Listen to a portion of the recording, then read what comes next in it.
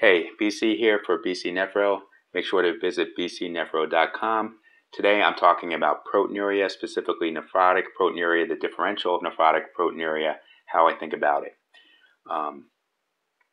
So nephrotic proteinuria implies a glomerular etiology, and the differential may seem overwhelming that there's a number of diseases that only nephrologists have heard of, and it can be seem overwhelming to figure out. But I'm going to break it down into a way that is very manageable. Essentially, you only need to remember 5 things, and after you remember the 5 things, you need to remember another 2 things. So if you can remember the 5, you can remember 2, and the 2 you don't even really have to remember because you know them anyway. So here's what we're going to get going.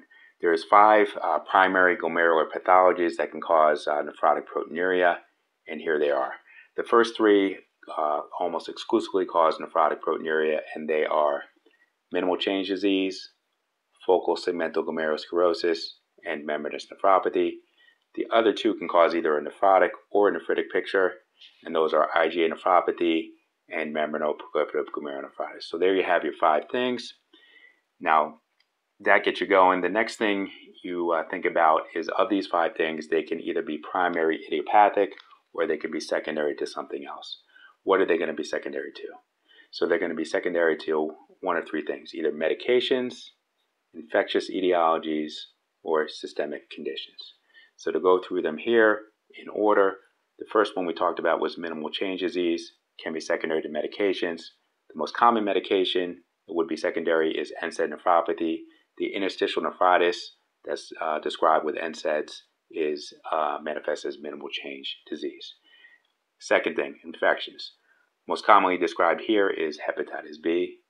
Third thing, systemic conditions. Most commonly is lymphomas. Hodgkin's lymphoma can be associated with minimal change disease. Next, focal segmental glomerulosclerosis. Either can be primary idiopathic or secondary. What can it be secondary to? So it can be secondary to medications, things like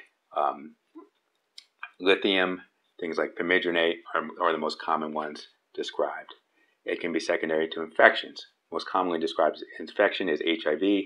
High-van HIV nephropathy gives you a collapsing FSGS. That's what high-van is. And the third thing, systemic conditions.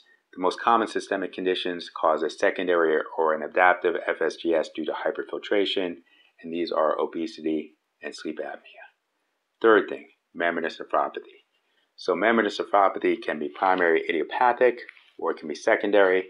If it's secondary, what it will be secondary to? First thing, medications. Some of these are a little bit obsolete. Gold, penicillamine are the just described medications that you'll see when you look it up. Infections, hepatitis B, chronic hepatitis B infection is the one described here.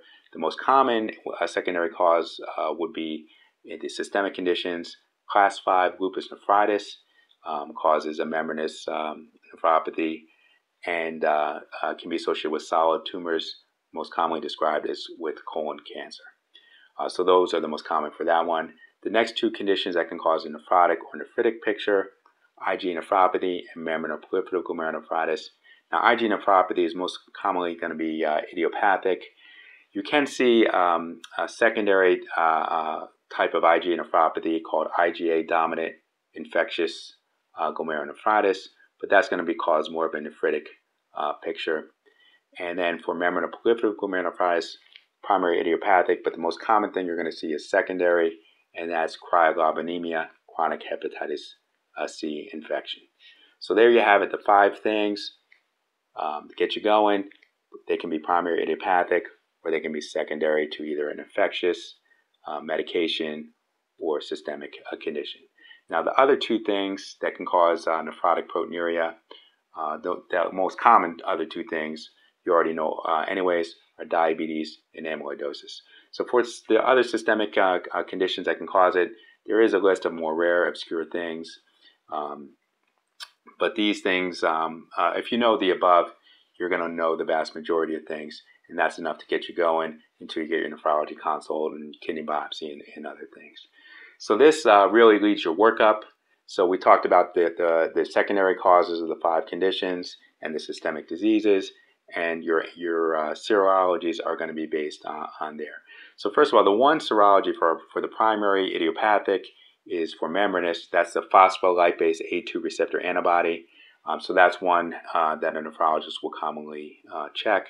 Your other workup is going to have to do with medications. Some of the ones I talked about, specifically NSAIDs, lithium, permethrin. I'll look up the other medications that can cause be on the list there. Infections, we want to talk about infections. So we talked about hepatitis B, hepatitis C, and HIV. Those are the things you're going to be thinking about checking the serologist for. And some of the systemic conditions, age-appropriate cancer screening, other signs of maybe lymphoma for the minimal change. And then really looking for things, lupus was on the list. So you're going to be checking out your ANA and complements and things like that. And that serology workup is going to be pretty thorough for those.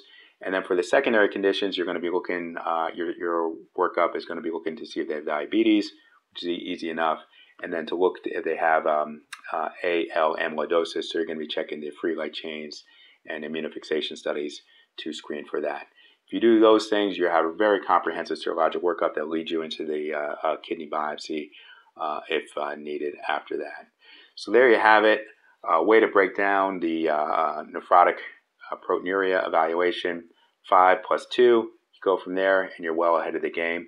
If you, for a more detailed description of all the other causes and things like this, or most of the other causes, some of the other causes, click the link below and see the article at bcnephro.com.